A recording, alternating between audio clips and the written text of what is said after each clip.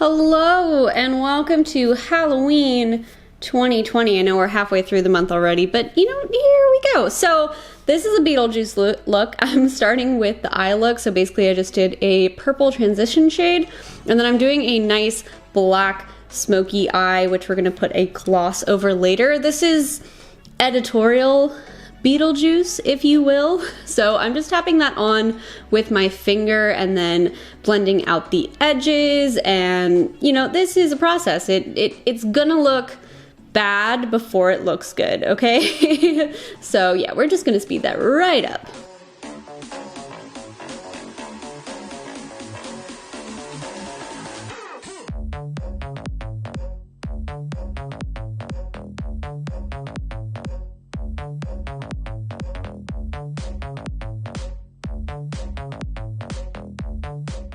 Alright, and then I'm just cleaning that up with a little microfiber cloth. And then I'm also going in on the lower lash line with the same black shadow and then that purple shadow as well. And then I'm just doing a little bit of tight line and waterline with a black pencil.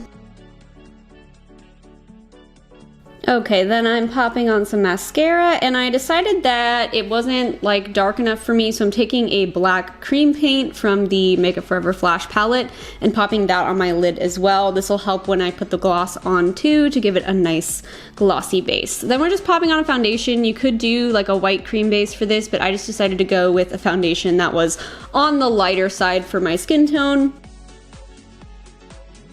And some concealer as well. Again, that's just like on the lighter side for my skin tone, but you can use one that matches, or you can go in with like a lighter base if you like. And then I'm kind of taking that up into the shadow because it got a little wild, and yeah. And we're just popping on a little highlight because why not? So for the actual Beetlejuice face things, I took like a wedge sponge and tore off some of the end of the bits to create this textured pattern. And then I mixed up a purple color from the Makeup Forever Flash palette, and I'm just sort of tapping that on like the contour areas of my face, I guess. And then I'm tapping a little bit around my mouth as well. And now we're going in with the green. So same thing with that textured sponge technique, and then just tapping that sort of randomly in areas. I think I did go a little too heavy-handed with both of these, so you could do kind of just certain areas like around the mouth and stuff, but this is just how I decided to do it. And then of course the iconic green smudge around the mouth. And yeah, and then I did tap a little on the nose, which I honestly didn't love, but oh well, it's fine. And then of course taking that down the neck as well. I basically took it down like onto my chest too once I put on the shirt that I was wearing, to kind of like make it all blend together. So then for lips, I started by taking this purple liquid lipstick from NYX and just like smudging it out, blending it out.